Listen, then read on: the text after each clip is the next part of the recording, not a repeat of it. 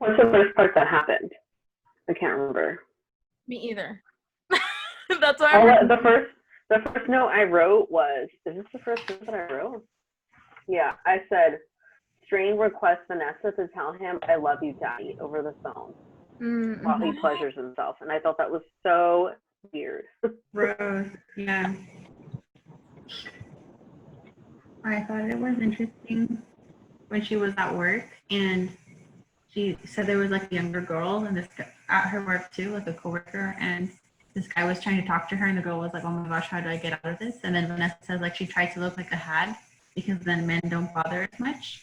And it made me think of this episode of Undercover Boss that I watched one time, and it was I think at Hooters, and like it went into a lot of detail about how the girls have to like handle like people or guys who are, you know, being like overly creepy and stuff like that or just too pushy. I thought that was interesting.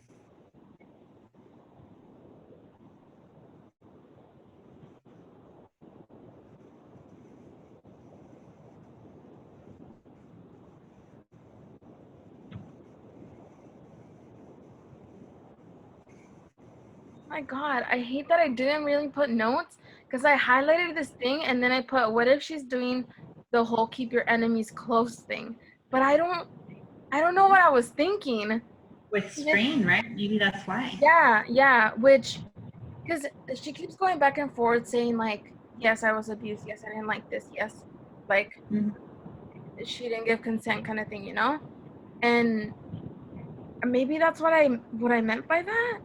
Gosh, I hear that, and I think like I agree that it maybe would be for Strain because she's trying to be like, oh, look at this post, or oh, I just got this message, and I'm like, why are you telling him all this shit? Like, yeah, leave it alone. You don't have to be like his little backup, giving him all these things that are happening. That was kind of weird to me.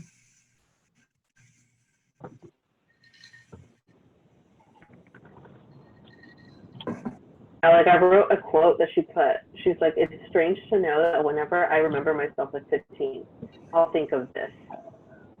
Like her affair that she had. And it's like she knows it's wrong. Like, and then sometimes it even makes her feel uncomfortable. But yet she's still. Yeah, I think the second chapter that we read, I highlighted something that says, now that Strain and I are having sex, I no longer fit in the places I used to. Everything I write feels hollow. And then she keeps saying, like, in class I feel disconnected, like I'm observing from a distance. So, like, that obviously completely changed her as a 15-year-old, you know? But it's sad how she's just super disconnected. And I feel like if she's been numb, and I feel like she's been numb this whole time. Like even now when we go back into like 2017, like she's saying that she's over here smoking and getting stoned, and then like that one guy where she was an older guy in an alley, right? The divorcee. Yeah. I just feel like somehow because it seems like she's not really taking good care of herself in this section, and I thought it was sad because it made me think a lot about like the trauma and mental illness. I think she's like somehow blocking all the stuff. And I mean, every memory that we have of her when she was younger, when she's reliving all the stuff that Strain did to her, it sounds like it wasn't really that great for her. You know, it sounds like, oh, I wasn't okay with this, but he did it anyways. And now as an adult, she's in denial, I think, about, you know, the true things of what happened. And that's why she kind of goes back and forth. She's trying to figure out how to cope with it. And I think that maybe she has a personality disorder or something, like where you don't really care what sometimes like what happens to you or what happens to someone else. Or she's just going through like when you sympathize with your abuser, right? Like the Stockholm syndrome. And I mean, I don't know. It sounds like that's the only relationship she has since she broke up with a friend, Jenny. And even though she's old now, well, not old, but older, you know, she can't let it go. Like she never processed it because she never told her therapist. Now that it's come to light publicly, she's having to actually deal with it a little bit more. Gona, and that actually reminded, can you guys hear me? Yes. Oh yeah, that reminded me of when the reporter reached out to her and she wrote like, or she said, oh, I'm a victim too, or I'm a survivor too, something like that. She used the word, and she was really triggered by it. And I think she does want to, like, she doesn't want to accept what happened to her. Mm-hmm. And something too that kind of made me, like, I believe what I said, but then another thing that made me kind of think about it in a different way. There's a piece that says something about retribution. And I thought, well, maybe she is trying to get back at Strange in her own way. And there is a section on page 144, I think, that talks a little bit about vengeance lurking inside her. So I'm like, maybe this is how she's going to get back at him by, like, kind of teasing him with this information that she's providing to him as well. That way he thinks, like, oh, well, she could be the one that drives the nail into the coffin if she also comes out, and says this happened. Well, here it is the passage. With each missed, sends him something, and then he starts calling her a lot, and she doesn't answer. Email. She sends him a text, right? Yeah. No, she on email. She forwards the reporter's email. And then he like Exactly. pops up. Yeah. With each missed call, something within me gains momentum, a sense of smugness, a feeling of triumph. Maybe that journalist isn't wrong after all. Maybe there is a vengeance lurking somewhere within me. So that kind of, maybe she just wants to get back at him a little bit.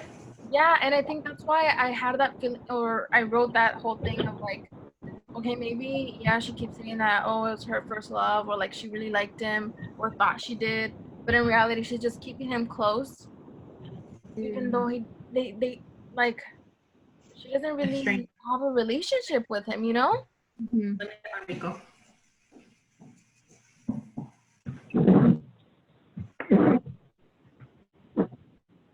He's creepy too, like, I thought I saw you sneak off with someone. Oh my god, jealous? Toxic. Yeah. Jeez. Oh. When she was talking to Jesse, right? Or was that No, just when they were like hooking up when was this?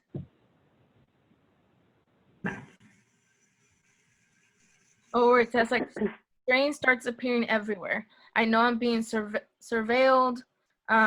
Another afternoon, he asked me where I went during lunch. It's 5 p.m. We're in the office behind the classroom. Something. And then he said, I thought I saw you sneak off with someone. And she's like, no, it didn't happen. And then, like, it just, you can tell he's kind of getting jealous. And I'm like, dude, like, I don't know. It's creepy. He's very passive aggressive too. Yeah.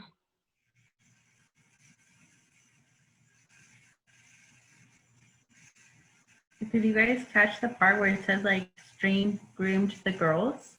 Like, remember? Oh yeah, I remember you mentioned that, and I highlighted that too. I thought that reminded me of, I don't remember if it was The Guardian or, no, it was The Vanishing Half, right? Because the girls also got molested there. Yeah. About how like people, like pedophiles or like sexual offenders will try to groom like the victim, and they'll try to be friends with them, and exactly what Strain did basically. And then I wrote that down, and then towards the end of this section that we read, it talks about how he mailed her the box with like all the evidence.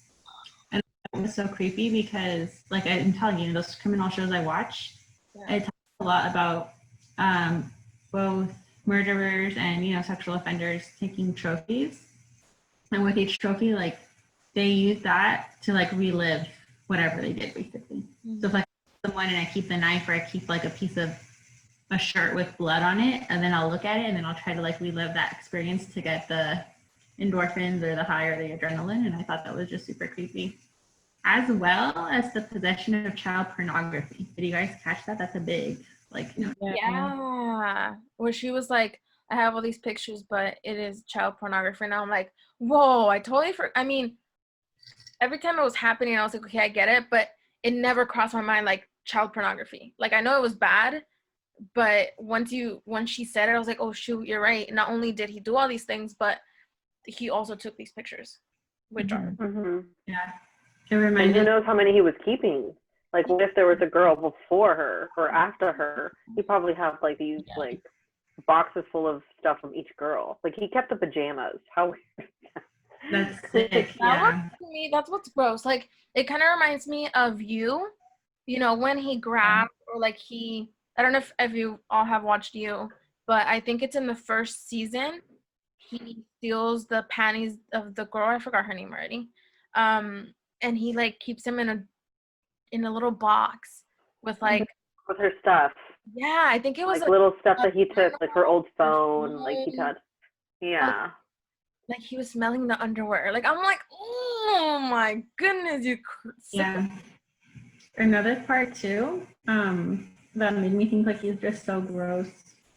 The part where I think she was looking at the magazine, like the Eddie Bauer magazine, and she was looking at the guys that could look like they could be strange because of how they were dressed. Yeah. And it said that, you know, he wouldn't really stand out. Like he wasn't super good looking. He wasn't ugly either. He was just kind of like a normal looking guy. I don't know if you guys have ever like looked into the Ted Bundy case and stuff like that, but that's very much how he's described. Like he's a very non-threatening guy. He, you know, was friends with a lot of people. Like no one would really be threatened by him. But then he was like this crazy serial killer, right? Mm-hmm. That's interesting too. Like it describes strange looking dorky almost, you know, very non-threatening. And then the way, I think on page 153, that's when she said that. And I thought of like the Ted Bundy right away, because it's like people describe that guy, they would say he was very charismatic.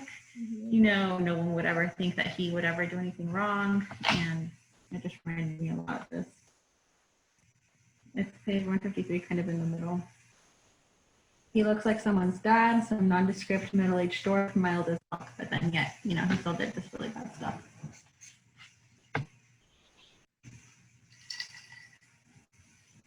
Yeah. I just came across this like highlighted section where it's kind of like, I don't, it's gross. I highlighted saying not even, sometimes when he's on top of me, when he's moaning with his eyes squeezed shut and not even noticing if I'm excited or sad or bored, I get the feeling all he really wants is to leave part of himself inside me, to stake his claim, not to impregnate me or anything like that, but something more permanent. And I'm like, that's just sad, because the fact that, I mean, I'm pretty sure you can tell that she was not enjoying it, because she keeps saying like that she didn't like it, or you know, like She's bored. basically, yeah, she's basically just there. And the fact that he's not realizing that, it's like, dude, it's disgusting. Yeah. I think he did know what he was doing, especially when he gave her like the alcohol, because that part too, it said like, since she was kind of, she just went with it. And I thought it was sad that when she looked at her pictures, her eyes were unfocused, which means like, yeah, she was probably pretty buzzed. And found that the Polaroids too, like that he took, because that was in 2001, they already had digital cameras, even if they were the dinky ones from back then. So, I mean, he knew enough to put it somewhere where it wouldn't be digital, since it was on the Polaroid. You know, like be traced back unless someone else actually found the photos. So I thought that was interesting too. Like I think he did plan it. She refers to herself, right, on page 159. She says, his dark Vanessa. That should be enough. I'm lucky to have this, to be so loved. And I was like when you said, Joy said that, oh, he wants to leave something more permanent. I feel like she already knew, I'm going to be scarred. Like when he says, I'll ruin you. Yeah. Like I feel like that's kind of like stuck with her throughout the entire time. Yeah. And like, and he knew. That's why he was like I don't care if she's enjoying it or not. Like I warned her, I told her. And she keeps coming back. When you're saying like, oh, someone said like, oh, he's such an asshole, right? No, asshole when he pushes the dog. Is it Babe, the dog? And she falls on her back and goes into her kennel. And I was like, what the out of all the things, why did you have to hit the dog? Yeah. I just wrote asshole underlined. Like, yeah, when he went in. Yeah, like she was super excited. Like the dog was super excited to meet him, and he's just like, he doesn't care. And she's like, for a moment, I hate him. No, girl, you hate him the whole time. You're just, you're blinded by it. She also mentions how like she's talked about music that she likes, and like he doesn't even remember, or it just is just for him. That's what she cares about. And obviously that just shows that he doesn't care about her at all. He's just Would not remember that. using her. He's Yeah. obviously only satisfying himself, which is disgusting because, like, I think it was also mentioned that he liked 14, 15, 16-year-olds or something like that. Like, it was mentioned specifically, and I was like, disgusting. Like, they're so young. Yeah, I think they say Jenny's sister warned her about straying, harassing girls when they wore skirts. It's like, and she knew that. She's like, oh, like she doesn't even question him, like, or asks him. She kind of just like, oh, that's what like Jenny says. Yeah. Yeah. He's definitely a smooth talker because he knew like what to tell her, and even when she thought there might be others, he was like, "Oh, but I don't love them. I like only love you." And I think she just like Vanessa became very like self-damaging, and maybe that's like the only thing that made her see value in herself, because the part 2 where it said her room was so messy, her mom found trash, even though she said she did it quickly for like the dorm inspection or whatever, I'm like, that's not very healthy. Like, I mean, I'm messy sometimes, but that's like a different level, you know? Yeah, it's like we're messy, but we're not like disgusting, like unsanitary. You know what I mean? The fact that she had a banana, I think for more than a few days, no, like, was it a week? I don't know, just shoved in there with like, It was molded. It was like becoming a part of the drawer. Yeah, you can tell she's like, I don't want to say she's not there, but she is being affected by it, and she doesn't realize it. She's over here just like going through the days. I feel like just like a zombie or something, you know? She's not really paying attention. She's focusing on this dude. Oh, no. Yeah, because that's even when she's in class, she focuses on his actions, on how he talks to other students. Yeah. Or like she never raises her hand to participate. She just like observes everything he's doing, his body language. And like it's just like she becomes so obsessed with like the figure of like she thinks what she believes is love. And I feel like that follows her into her adulthood, where it's like she can't have a normal relationship.